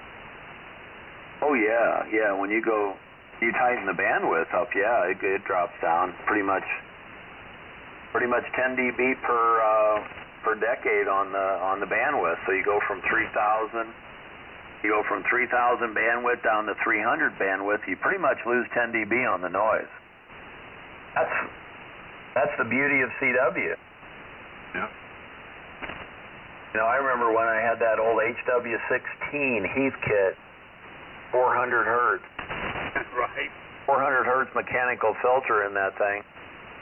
I ran that thing for about a year, and that's all that I ran on. That's all that I did was CW. And when I passed the advanced class, I bought the Drakes.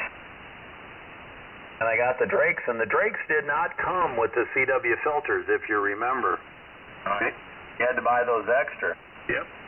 And I didn't buy them at first because I figured, hey, I'd played around with CW enough. I want to go to this single sideband. So I get on single sideband, I fire those radios up, and I'm like, what the hell's wrong with this thing? They're so noisy. They're so damn noisy, and I'm like, this can't be how it is. And it was. And it's the difference between listening at 2.4 and listening at 400. That's the difference in the noise bandwidth. And I didn't understand that for years later until I went through school and had some math classes, and I learned about Boltzmann's constant and all this stuff about how you get more, the wider you're listening, the more noise you get. And it's like, well, CW is so much quieter, because I used to work CW all the time, and I would never get fatigued. The receiver's like dead quiet. And it's like when something came through, it just came through. Yeah. You get on sideband and everything, especially on 75, and it's just, There's so much noise, and it's very fatiguing. So CW has tremendous advantages that most people will never recognize because they can't get past the learning curve. They need people like you to teach them, because the advantage is all about once you learn the right way to do it, then it's all about time, man. Yeah, but you're right. But when I was taught it, or when I was told how to learn it, I learned it the wrong way. I swear that set me back years. Oh yeah, man, I was going to tell you, I was lucky, dude. You know, I was really into CB radio when I was a little kid growing up, and then, you know, young guy, you know, back in the 70s, you know, to shoot and skip. Had a blast on CB radio. Just had a blast. You know, the sunspot cycle was perfect, you know. It was just fun. And yeah, we but were hunting, pig hunting out in California, guy, pig hunting with. I met him on the CB radio, went out to his property, talked to us then. And it was, what's fun as you're having on the CB, why don't you try being a ham? And, you know, they had this 2-meter rig and were showing me how to get keyed up on that mountaintop and key up a repeater in San Francisco. That got my attention. Like, how in the hell did that happen? Anyway, so I told him, look, man, I tried Morse code when I was a kid, you know, and the Boy Scouts couldn't get the merit badge. It beat me, so I don't know. He taught me into trying it. And it wasn't 2 days into it. I was memorizing bits and dashes. He calls me on the phone and says, I'll be at your house. I've got to tell you something. I'm coming by your exit. All right. So he comes in there and he says, hey, man, put the pencil down. And he told me the right way. If he hadn't have done that, I'd have been in the same, man, I understand. I would have gone the same road, everybody. Unless somebody tells you to quit. It'll save you a lot of time, but man, I know. yeah. Yeah, I think most people learn it wrong. Yeah. And you know, I knew that you needed to learn the sound of the letters, but I never really thought sending would do it. I'm going to try that. I'm going to try sending and just work on the spacing, and then go slow enough to where it's comfortable in your head. You can hear the spacing right, you know? Yeah.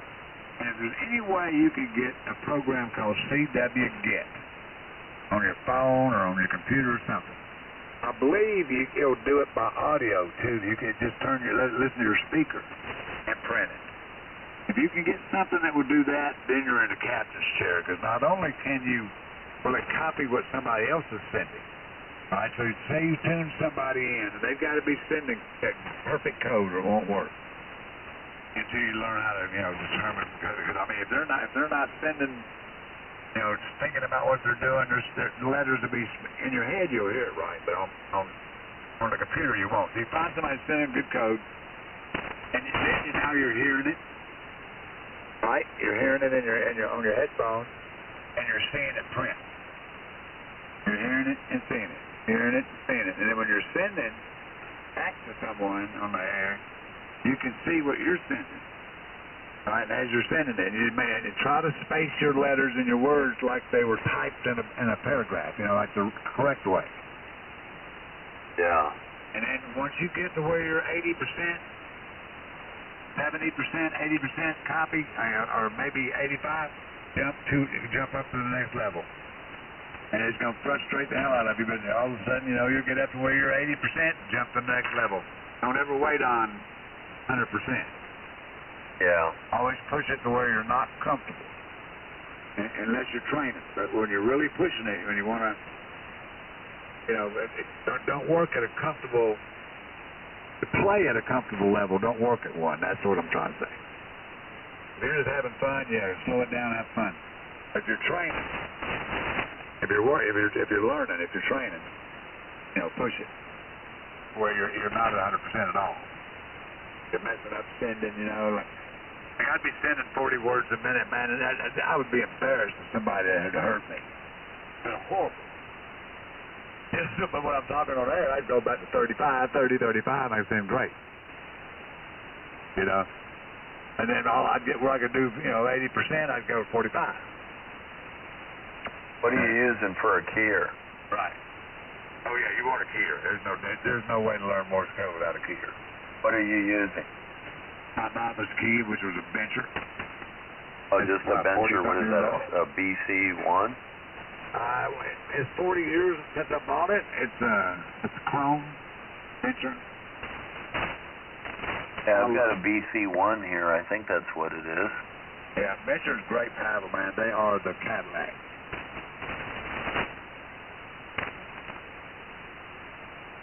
Yeah, I don't seem to have too much trouble with the sending.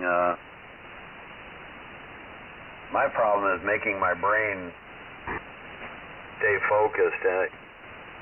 Like I said, I could do a normal, CW contact because I'm so used to what they're going to send. And I'm not going to learn that way. I know here comes RST. Okay, RST, here's the numbers. Here's the QTH, and I'll listen, and here's the weather, and here's the rig. That stuff you just get so used to hearing those same words over and over again. Yeah. Now maybe that's what happens in the conversation mode. No. When maybe the common words. Have you seen those programs that I found this somewhere. Somebody's got these programs where all the common words in CW at 25, 30, 35 words a minute just spits them out at you. And after a while, you get pretty good at recognizing those words. Okay, now, I know you already know this, but just remember that there's a ton of abbreviations.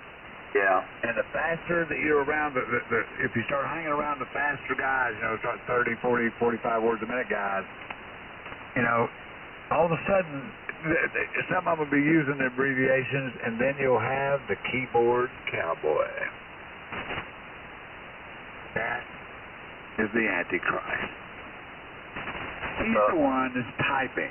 Yeah. Because he can't send code. He's a punk. Anybody can sit there and type on a keyboard. Oh yeah, I'm a Morse code operator. Let me type you out. But what happens is they spell every word out, and it drags. And periods. It's like, oh my God. Yeah. What? Really? So the abbreviations, like going, GG and TT, all the abbreviations, those are all really good to know. I mean, just quick.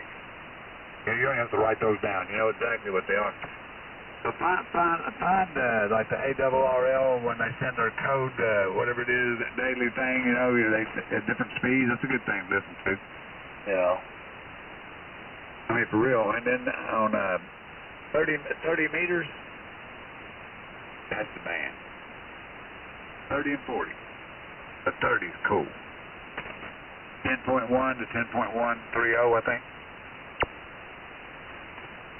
That's a CW band right there only.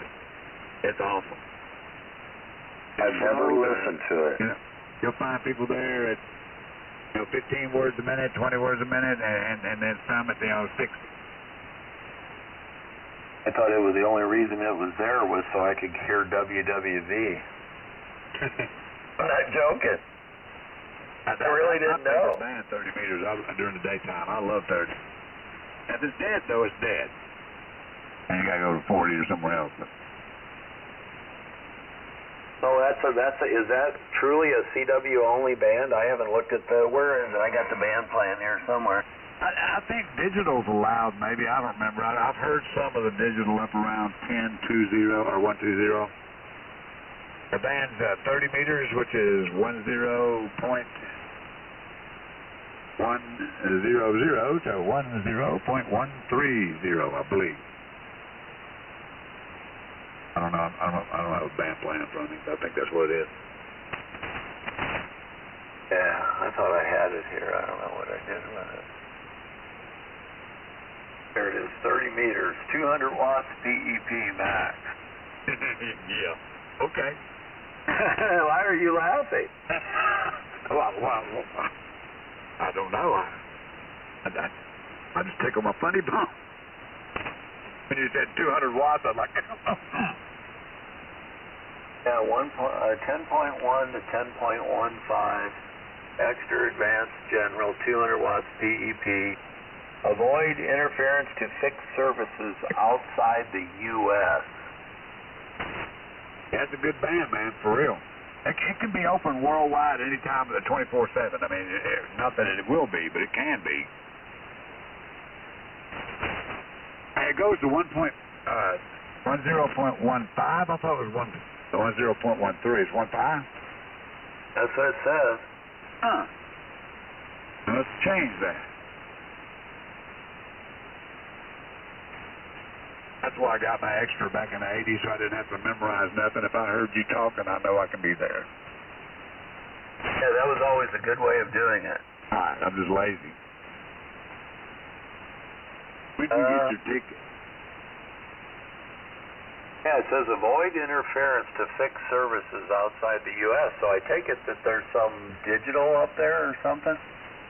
Yeah, like I said, sometimes you'll hear the digital dudes up there around 10.12, maybe 10.18 to 122, but not often. Every now and then, though. Other than that, no, it's CW. Yeah, it's 100 watts, you can work the world up there, but be sure you don't exceed the 200 watt limit. We wouldn't want you to be a radio criminal. I was just looking to see if this is the latest version. When did you get your license? What year? 74, I believe. Damn, you're an old timer. Well, I was pretty young, but... You guys had to draw schematics or something back then, didn't you? Yeah, I believe there was. The old oscillators. Right. What was it? The coal pits? What was the other one? Was it Armstrong or something? I don't know. Coal pits, Hartley. Right. And the Pierce, I think. Pierce. Yeah. Something like that. The worst part of that whole thing was going to the federal building. Yeah, I took my novice at the FCC back in the early 80s, but then the next one they had approved the VEC. Yeah. And I was on active duty at Fort Ord. And so the VE was, and I lived in Salinas off base, where the VE was going to be in San Jose at the place that had the biggest ham fest in the planet. I was like, oh, hell.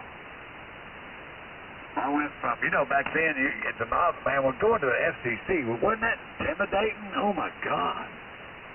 Yeah, you ought to have been a young kid. Yeah. Be a young kid, and the federal building was in the federal courthouse in St. Louis, Missouri. Yeah. You had to go over to the big city, and I had never driven into St. Louis. That was like, because I think I was 16 maybe. And that was a horrible day. Right. I didn't know where to park. I just had some basic instructions, It's like I went over there and it was like nothing was the way it was described. It was worse. And then you're listening to that damn code thing that they had, that thing. What a piece of junk. Oh my God, that thing sounded like, it was worse than a damn marble rolling around in a tin can. And then they would say, when people would complain, they would say, well, that's the way it's going to be when you're on the air. I said, well, that tape sounds like it's been used so many times it's been stretched out or something. Yeah. It would warble. Yeah, back when you, maybe back on that dude's World War II transmitter, but I wasn't worried about the technical stuff. I was real confident with the technical stuff. That CW, that was the intimidation there. There was all these guys, these older guys in there, and I was just a kid. Yeah. It's KI6UP. Yeah, I was like massively intimidated. I was intimidated by everything. I was intimidated by the big city. I was intimidated by trying to find a place to park.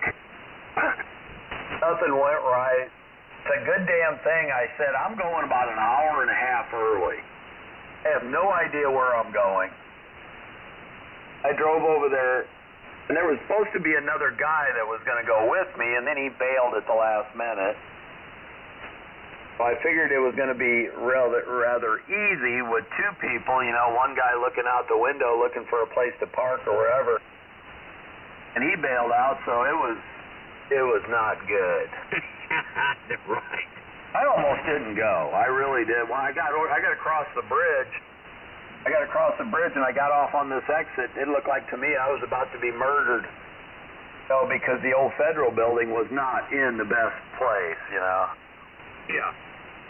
One or two wrong turns and you may never be heard from again. Yeah, that guy at the FCC in San Francisco was not Mr. Personality, I promise you. Oh yeah, they were smart asses. I can remember. Right. I can remember him going at one of those guys. There were like three of them. And one of them went after one of the guys. He was doing something. I can't remember what he was doing. I think he might have been like, I don't know if he was like tapping or something. I don't know if he was like trying to practice his code before he turned on the machine. And he was making this noise. And that guy focused in on him, man, tore his head off. He's like, you will not make any noise. He's like, yeah. Holy shit. Yeah. You know, I was like 30, and I was an Army Ranger officer. This dude looked at me, said some crap up out the mouth like that, and I'm sitting there looking at him going, really?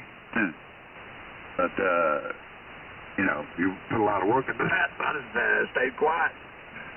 And he was not Mr. Friendly at all. I was just so grateful the VEC took the next, but I went from novice to extra in 90 days. And let me tell you what, back then I had the record, and I held the record at San Jose VEC. I was just proud, son. I was strutting out that day. I walked out that testing center and knew I had the record.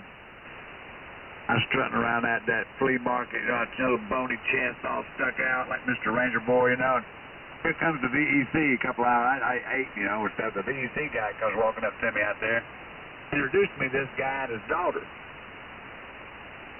I introduced myself, you know, and he's a real polite guy. His daughter's, you know, 11 years old and just beat my record.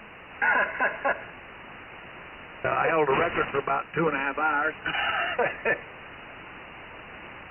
Hey, you should have just kept on walking.